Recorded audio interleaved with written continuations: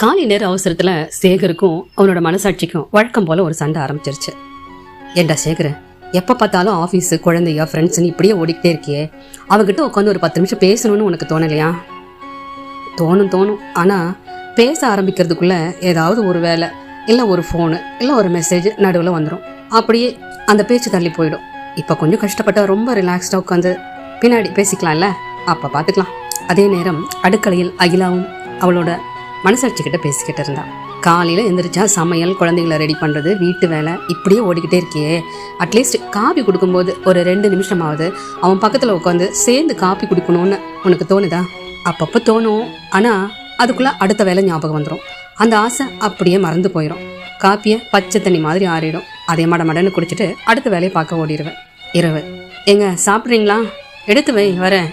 அவ்வளவுதான்.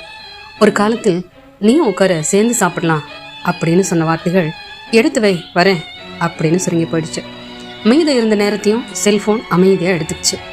அதே நேரம் அம்மா என்று ஒரு குரல். பதறி அடித்து அடுக்கலையில் ஓடினான். ஆம்லெட்டுக்காக வெங்காயம் நறுக்கி கொட்டிருந்த அகிலாவின் விரலை கத்தி காயப்படுத்தி இருந்தது. ரத்தம் கொஞ்சமா எட்டி பார்த்தது. பதறி போனான். உனக்கு அறிவு இருக்கா இல்லையா? பார்த்து செய்ய மாட்டியா? கொண்டா இங்க என்று அவளின் கையை பிடித்து இழுத்து சிறிது காப்பித்தூளை வைத்து அழுத்தினான். அகிலா மெதுவாக சிரித்தாள். இப்ப எதுக்கு சிரிக்கிற? இல்ல, எனக்கு 10 வருஷத்துக்கு முன்னாடி நடந்த ஒரு பிளாஷ்பேக் ஞாபகம் வந்துருச்சு. முதல் தடவையா என் கை பிடிச்ச நாள். இந்த கைதானே கல்யாணமான புதுசுல ரோடு கிராஸ் பண்ணும்போது விடாம என்னை பத்திரமா பிடிச்ச கை. இதே கைதானே நானே தினமும் பூ வச்சு விடுறேன்னு பிடிவாதம் பிடிச்ச கை என்று சொல்லி சிரித்தாள். வலி தெரியாமல் இருக்க அவனின் கைகளுக்குள் அவள் கை இருந்ததை பார்த்ததும் அவனுக்கும் அதே பழைய ஞாபகங்கள் வந்து போனது. வாழ்நாள் முழுக்க இதே சந்தோஷத்தோட உன்னை பார்த்துக்குவேன்னு இந்த கையத்தான் நானும் பிடிச்சேன் என்று சிரித்தான். பழைய ஞாபகங்கள் இருவருக்கும் ஒரே நேரத்தில் வந்து செல்ல நீண்ட நாட்களுக்கு பிறகு ஒருத்தர் நேர பார்த்து மனசார சிரிச்சுக்கிட்டாங்க. அன்பா அவ தோள் மேல கை வச்சான். சாரி அகிலா. எதுக்கு? காதல் குறைஞ்சிடுச்சுன்னு சொல்ல முடியாது, இன்னைக்கும் அதே அளவில் இருக்கு. ஆனா அதை வெளிப்படுத்துற நேரத்தை நான் கொடுக்கலையோ அப்படின்னு தோணுது.